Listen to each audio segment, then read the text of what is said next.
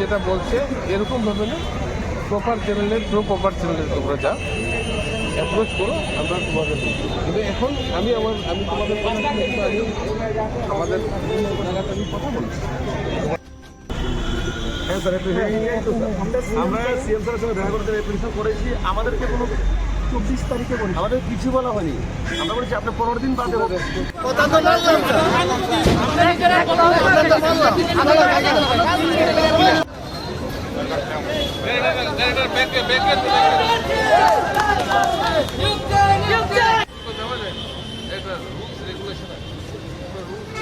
Follow করো, follow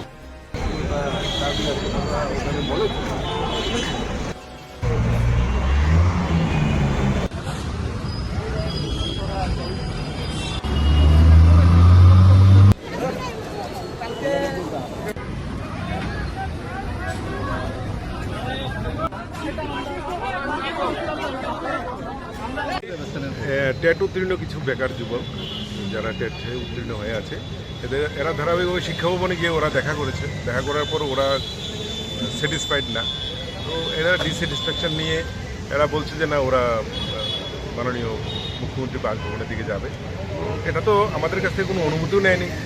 এদের এই ধরনের যে ওরা যে একত্রিত হয়েছে, এটা আইনত আমরা মানতেও পারি না। তাই ওদেরকে আমরা আজকে জিজ্ঞেস করেছি তোমাদের কি বক্তব্য।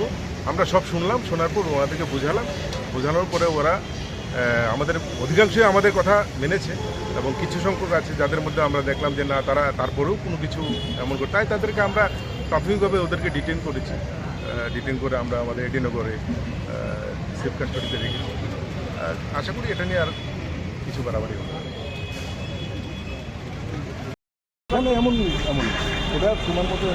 তার আগে স্যার আমাদের মতো ডাক্তাররা অনেক আমাদেরকে এখানে দাঁড় করিয়েছিল, ওনাদের কথাতেই আমরা এখানে দাঁড়িয়েছি। তারপরে উনি অনেকটা সময় আমাদেরকে দাঁড় করিয়ে এখানে এখন বলছেন যে কোনো আমরা পারমিশন পাইনি কারণ শিক্ষামন্ত্রীর সাথে কথা বলার জন্য। তাছাড়া উনি বলছেন আমাদেরকে এখানে কোনো রকমের বিশৃঙ্খলা যাতে না হয়। আমরা কথা দিয়েছি যে আমরা কোনো স্লোগান দেবো না, কোনো কিছু দেবো না।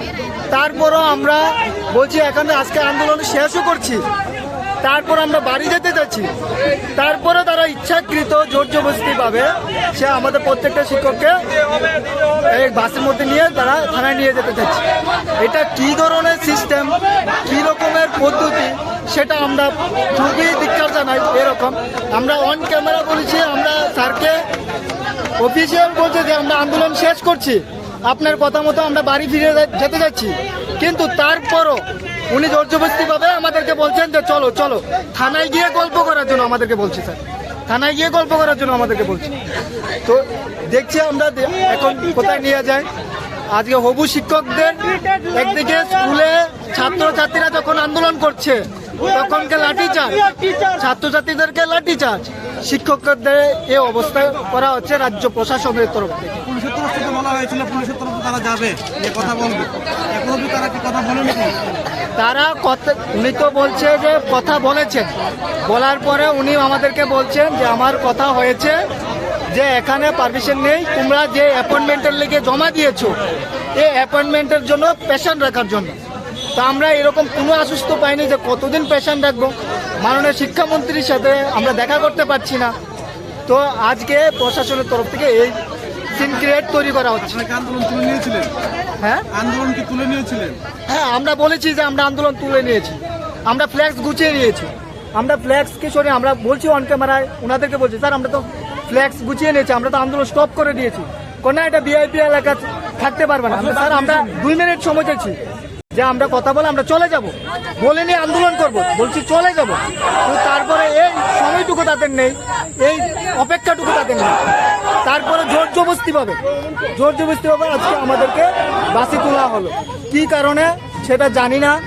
ঠিক আছে, আজ মানে কি বলবো, সত্যি লজ্জা লাগছে যে স্কুলের ছাত্রছাত্রীরা মার খাচ্ছে আর আমরা শিক্ষকরা এই অবস্থা। ধন্যবাদ।